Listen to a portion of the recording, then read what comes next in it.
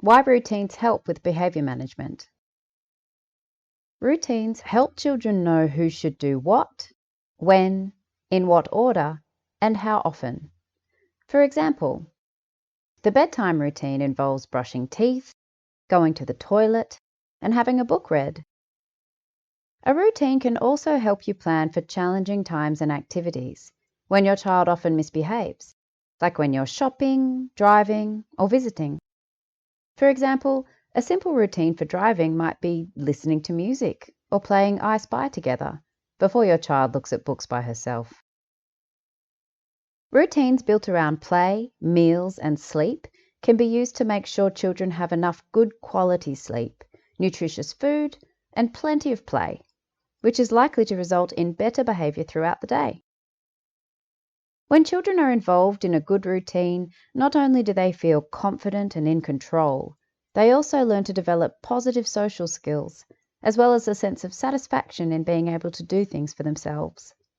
For example, during arrival and departure at childcare, children learn important social routines, such as saying hello, good morning, and goodbye.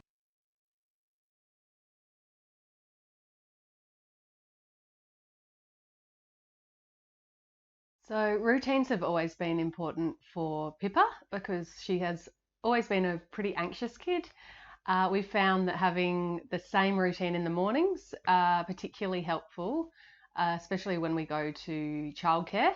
So it's always the same. We get up, have cuddles, have a bit of a talk, and then it's breakfast time. We give her choices over breakfast, but she always knows that that's what's happening.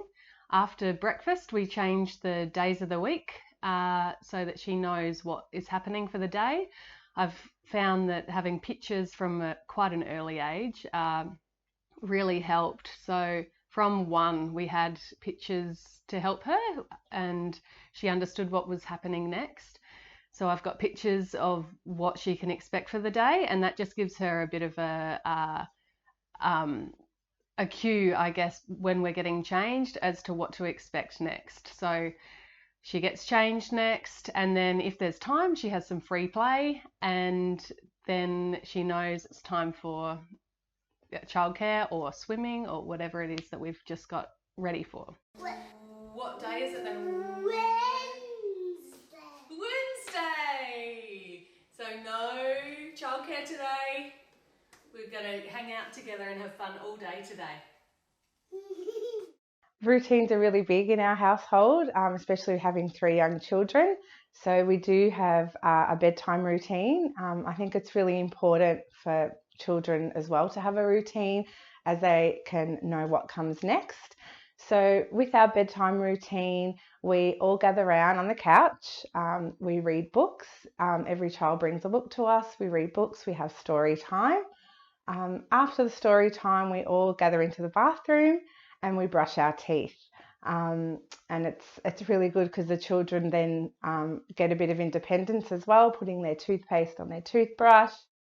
So when Pippa does follow the routines, especially early on, where probably about just before she was 2, we had all of her nighttime routines up on a chart with the pictures of what to expect next that we could refer to. So we would go through, and each time that she prompted the next move in the routine, we would always praise her.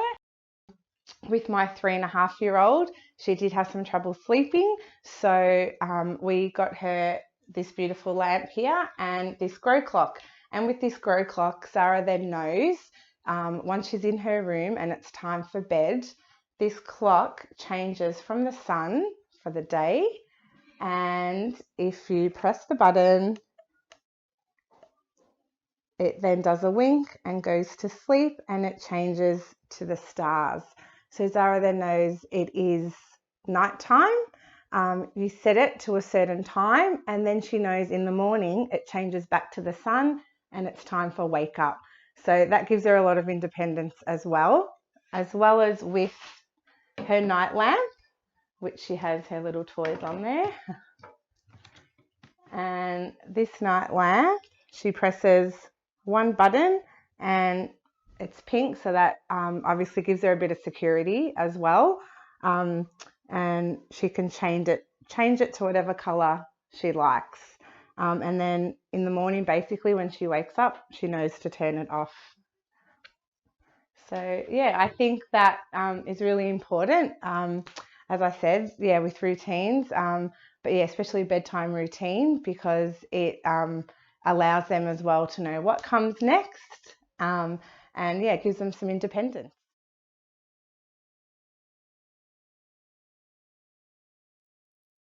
Routines don't mean you and your family are rigid or inflexible.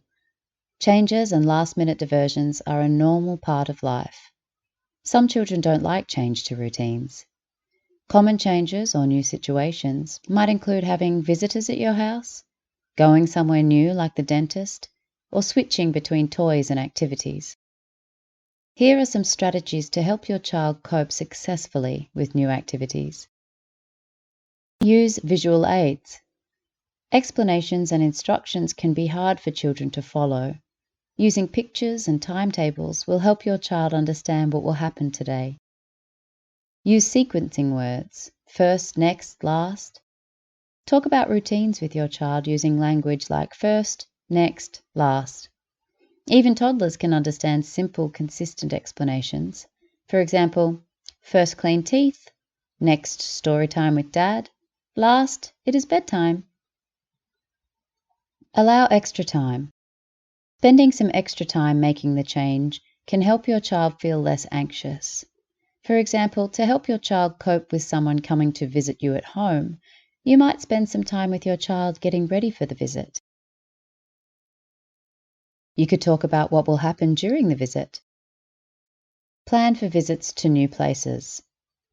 You might be able to arrange a visit to a new place, like a birthday party venue, ahead of time, perhaps during a quieter time of day.